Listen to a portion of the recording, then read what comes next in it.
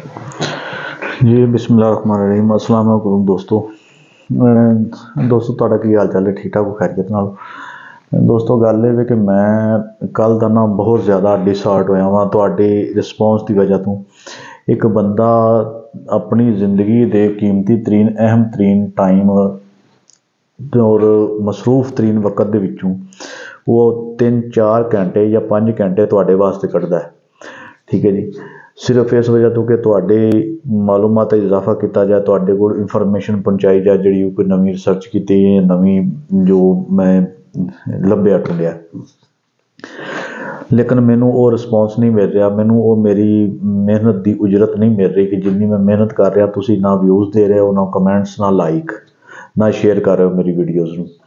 ठीक है जी। तो मैं अज इन्ना को डिसहार्ट सी कि मेरी तबीयत भी खराब सी, तबीयत खराब होने के बावजूद मैं फिर भी तुहाडे वास्ते तुहाडी खिदमत विच हाज़र होया ते अपना तुहाडे वास्ते वीडियो लैके आया वां। तो अज दी मेरी वीडियो का टॉपिक अपना एक मशहूर महाराजा राजा पोरस के हालात जिंदगी ते उनके कबीले ते उनकी सल्तनत पे। ठीक है जी। तो मेरे नवें दो सारे आने वाले दोस्तों को खुश आमदीद ते जी आयां नूं सत बिस्मिल्ला। ये तुहाडा अपना चैनल यूट्यूब चैनल है इंफॉर्मेशन एंड हिस्टरी टीवी। तो जोड़े नवे दोस्त आए हैं वो आ साइड पर लगा सबसक्राइब का बटन क्लिक कर लैन ताकि वो मेरे नाल अटैच हो जान, लिंक हो जान, गड्ढे जान तो उन्होंने मेरी हर वीडियो टाइम नाल मिल सके, पहुँच सके। ठीक है जी। तो दोस्तों हुण अगे वधने अपनी वीडियो वाल, अपने टॉपिक वाल कि राजा पोरस जिहड़ा सी वो की चीज़ सी। ठीक है जी।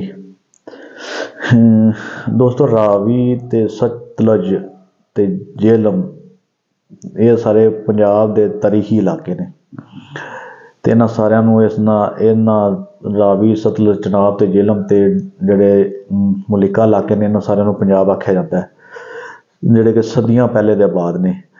पंजाब का नां हज़ारां साल पहले, बहुत पहले ये कदीम ईरानिया ने रखा सी।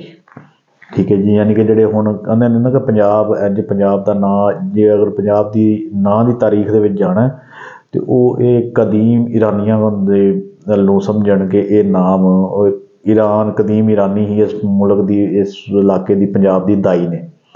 लहिंदे चढ़ते पंजाब वाले तुसीं भी सुन लवो कि पंजाब का नां कदीम ईरानिया ने परशियन ने रखा सी।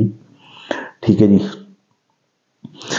इन्ना मतलब इनू इन्ना 5 दरिया 5 यानी 5 फिगर 5 जो होता है। उसके बाद आप फारसी दे विच दरिया नूं कहंदे ने ईरानी जबान विच। फारस ईरान का पुराना नाम फारस है ना, तो उन्होंने फारसी दे विच दरिया नूं कहंदे ने 5 आब यानी कि 5 दरियावां की जमीन, 5 दरियावां की सरजमीन।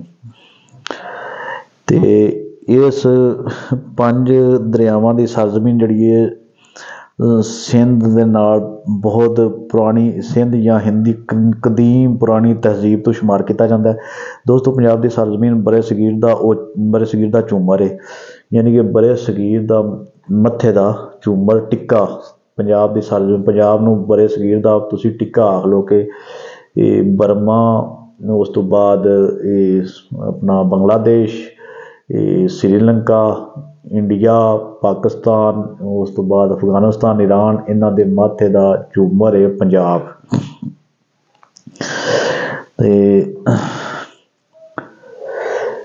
इस कदीम खिते ते कई बादशाह राजा महाराजा ने हुकूमत की सी। हज़ारां साल पहले तो यह खिता आबाद सी ते इहदे विच बड़े तरीखी वाकियात ते अजीम सल्तनतां भी इहदी गवाही दिंदियां ने, जिहड़ियां अज ज़बानो ज़दे आम ने, जिन्हां दे जिक्र अज हर बंदा जानदा है, थोड़े बहुत, कुछ बहुत ज़्यादा कुछ बहुत।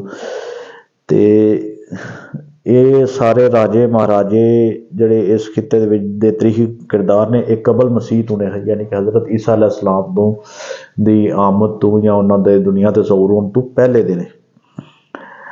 ठीक है जी। इन्हां राजा महाराजा की इस धरती का एक तारीखी किरदार राजा पोरस का जिक्र भी मिलता है, यानी कि इस पंजाब दे विच इन्हां ही राजा महाराजा की लिस्ट दे विच एक नाम राजा पोरस का भी है।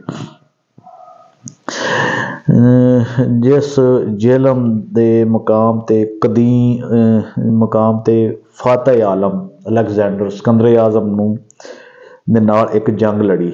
ਉਹ ਜੰਗ ਦੇ ਵਿੱਚ ਸ਼ਿਕਸਤ ਹੋਈ ਸੀ ਜਾਂ ਜਿੱਤੀ ਸੀ, ਉਹ ਅੱਗੇ ਚੱਲ ਕੇ मैं दूसरे पार्ट तुहानूं दसांगा, क्योंकि यह वीडियो काफ़ी लंबी है, लेकिन मैं इनू ज़्यादा लंबी नहीं करांगा। सैकंड पार्ट कल तुहाडे वास्ते बना देंगा। दोस्त, राजा पोरस कौन सी, इनकी सल्तनत कितनी वड्डी सी, जिलम के मुकाम ते पाई जाने वाली लड़ी जाने वाली जंग दे विच सिकंदर आजम नूं शिकस्त हुई या राजा पोरस नूं शिकस्त हुई। असी इस वीडियो अगे चल के जानांगे। राजा पोरस जिहड़ा सी ना, एक होर चीज़ मैं जिहड़ी विच बहुत अहम ऐड करना चाहना वा। सिकंदर आजम नूं यूरोपीयन या यूनानी या ईसाई, मोस्टली लोग तो उन्होंने ईसाई आंदे ने कि वो ईसाई सी, जबकि वो ईसाई नहीं सी। उनका दौर 327 साल कबल मसीह है, यानी कि हज़रत ईसा अलैहिस्सलाम तो दे आण तो 327 साल पहले दा। ठीक है जी, मतलब कि वो मसीह नहीं सी। दूसरी चीज़, वो यूनानी सी।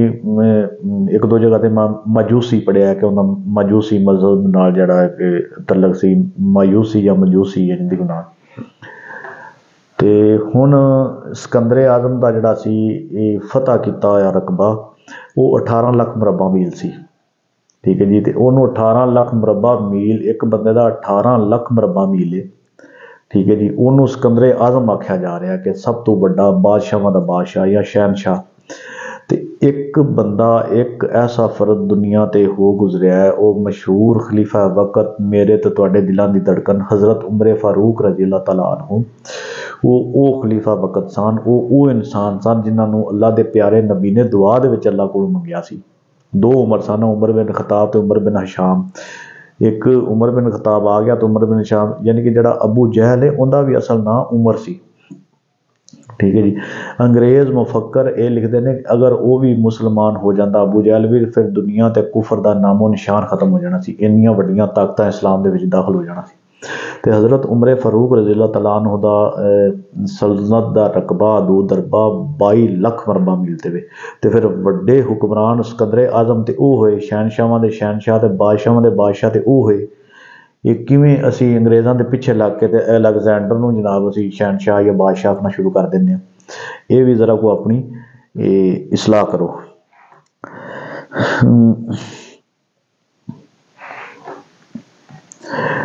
दोस्तों, इस बारे दे विच बहुत सारे मुरखीन की काफ़ी इख्तलाफी राय पाई जाती है कि राजा पोरस कौन सी, इनका कबीला किहड़ा सी, इनकी हुकूमत किन्नी, इनकी सल्तनत किन्नी वसी सी।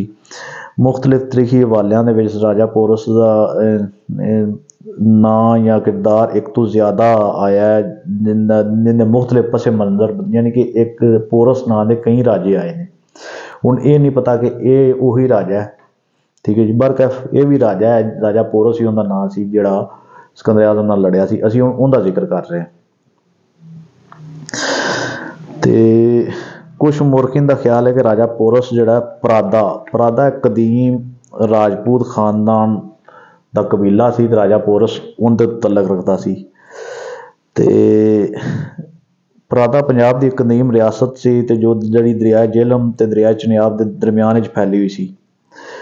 ते बाज़ मुरखीन राजा पोरस नूं गुज्जर जात नाल जोड़ते हैं, यानी कि राजा पोरस वो इंसान के गुज्जर फैमिली तो बिलोंग करता है। ये हुण गुज्जरां सुन ली गल तो उन्हें आखना भी गुज्जर है, वो तो आंदे ने भी कैद आज़म भी गुज्जर है, तो लामा इकबाल भी गुज्जर है, तो राजा पोरस भी गुज्जर है, तो वो तो इत्थे तक कहते हैं कि जो बाइडन भी गुज्जर है।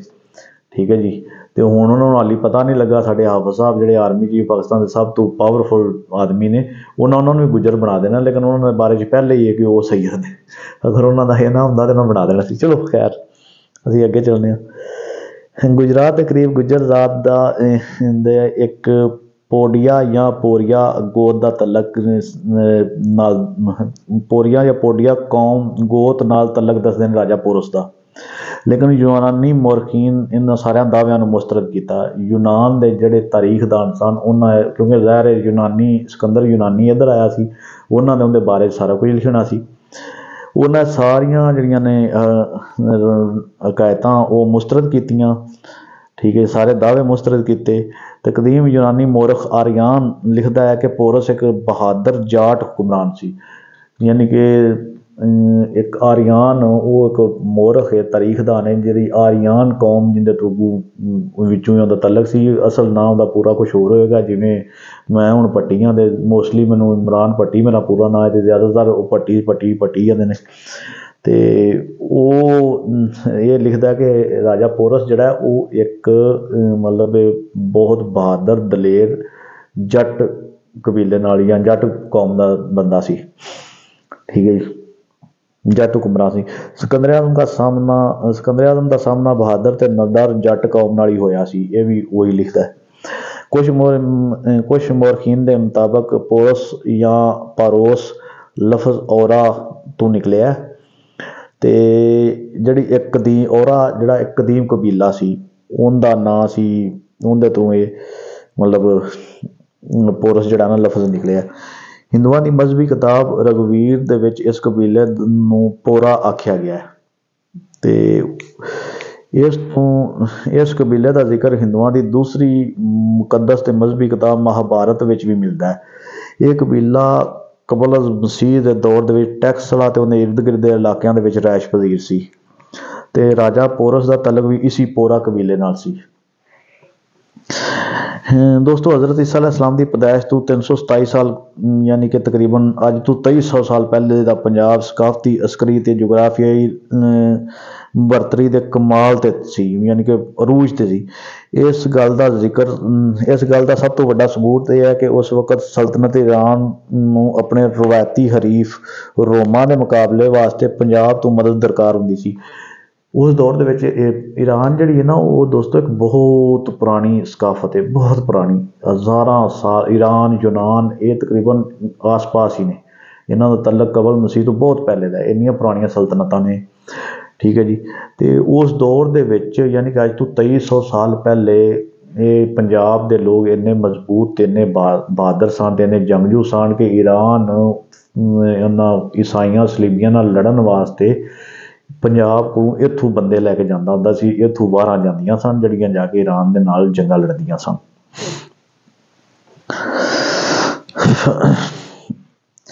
पंजाब के जंगजू दी व्हीकल हाथी ते तेज़ रफ्तार शाह सवार अपनी शोहरत तो दूर दूर तक जाने ते पहचाने जाते सन। इस दौर के राजा पोरस नूं अपनी खुद मुख्तार रियासत कायम करने का मौका मिलिया। राजा पोरस के अरूज के दौर के विच पंजाब मुख्तलिफ किस्म के रियासती तनाज़ात का शिकार सी। यानी कि जिस दौर के राजा पोरस अपनी हुकूमत बना रहा सी, अपनी सल्तनत कायम कर रहा सी, उस पंजाब के विच बहुत ज़्यादा छोटी छोटी सल्तनतां दे रौले पै गए सन।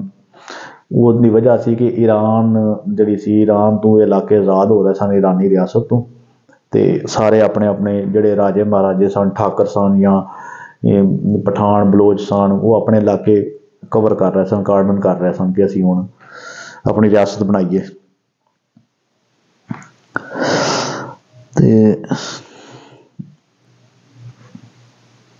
पंजाब मुख्तलिफ किस्म के रियासती आ गया ना गए पंजाब मुख्तलिफ किस्म के रियासती तनाज़ात और जंगजू कौमां की पेशकदमी का अखाड़ा बनया होया सी। उस दौर टैक्सला ते इहदे इर्द गिर्द के इलाकों के ईरानी सल्तनत का खात्मा हो रहा सी।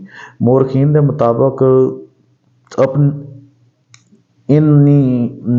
इस गैर यकीनी हालात के मुख्तलिफ कबायल सरदार अपनी खुद मुख्तार हसीयत मनाने दे विच मसरूफ सी।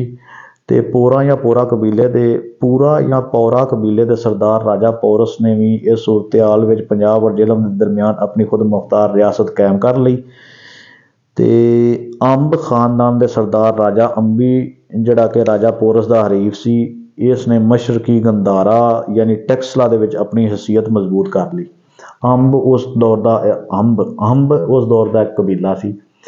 तो उनका महाराजा जिहड़ा सी या सरदार राजा अंबी सी, उन्हें फिर गंधारा टैक्सला का पुराना नाम है उत्थे जिहड़ी सी अपनी रियासत मजबूत कर ली सी। और ये राजा अंबी जिहड़ा ये राजा पोरस का मुखालफ भी सी, उहदे नाल राजा पोरस की काफ़ी दुश्मनी चली। ठीक है जी। तो इस तरह मुख्तलिफ राजू ने राजा पोरस की सल्तनत के करीबो जवार दे विच अपनी सल्तनतां भी कायम कर लियां। दोस्तों इस तो ज़ाहिर होंदा है कि राजा पोरस की सल्तनत कोई बहुत वसी और रीज नहीं सी, यानी दरियाए जेहलम ते दरियाए चनाब हुण इलाका इन्ना को नहीं 50-100 किलोमीटर का होगा, इनके दरम्यान फैली सी जिहड़ी कि उहदी मलकीयत सी ते ओह इन्हां दा हाकम सी। तो हुण अगे जाके ये इत्थों का पार्ट हुण वीडियो लंबी हो रही है तो मैं इत्थे जरा को बंद कर दिना वा, लेकिन थोड़ा जिहा तुहानूं दस देवां कि राजा पोरस वो है कि जिन्ने सिकंदर आजम नूं तूल चुटाई सी, उहदियां नक नाल लकीरां कढ़ाइयां सन, दरिया जेहलम उहदी फौज नूं टप्पण नहीं सी दित्ता। ठीक है जी। तो फिर अगे जाके उन्हें किवें राजा पोरस नाल जंग लड़ी, किवें राजा पोरस दे हाथी उहदे थैवी हो गए, किवें फिर वो हाथी जिहड़े ने उन्हें मुंतशर किए, किवें फिर उन्हें राजा पोरस नूं गिरफ्तार किया, फिर आया कि उन्हें राजा पोरस नूं कतल किया, माफ़ किया, सज़ा दी, अपना हुक्मरान बनाया, अपना नायब बनाया या अपना साथी बनाया। ये हुण तुसीं मेरे नाल रवैया जी, ये अगले पार्ट दे विच मैं तुहानूं दस्सांगा। तो मेहरबानी करके चैनल नूं सबसक्राइब कर दिओ, तो वीडियो का जिहड़ा ना मेरा यही मेरी मेहनत कि तुसीं लाइक शेयर कमेंट करो, व्यूज़ करो, मेरी वीडियो नूं पूरा वेखो, मेरी यही मेहनत है। जिसलै तुसीं पूरा वेंदे हो, लाइक शेयर कमेंट करदे हो, मेरी हौसला अफजाई होंदी है, तो मैं अगों मजीद तुहाडे वास्ते फिर वीडियो लैके आवां। लेकिन अज मैं इन्ना को डिसहार्ड होया, मैं वीडियो बनाना नहीं सी चाहता, तबीयत भी मेरी ठीक नहीं सी तो कुछ मैं डिसहार्ड भी सी, लेकिन फिर भी हुण टाइम इस टाइम जिहड़ा है ना वो रात के 11 बजे पे ने, तो मैं अपना आराम छड्ड के, सारा दिन मैं काम करना ड्यूटी अगे पिछे, तो मैं अपना आराम जिहड़ा है वो हराम करके तो तुहाडी खिदमत वास्ते मैं वीडियो बना रहा वां। तो तुसीं बराए मेहरबानी मेरी हौसला अफजाई करिया करो। बहुत शुक्रिया। अल्लाह हाफिज़।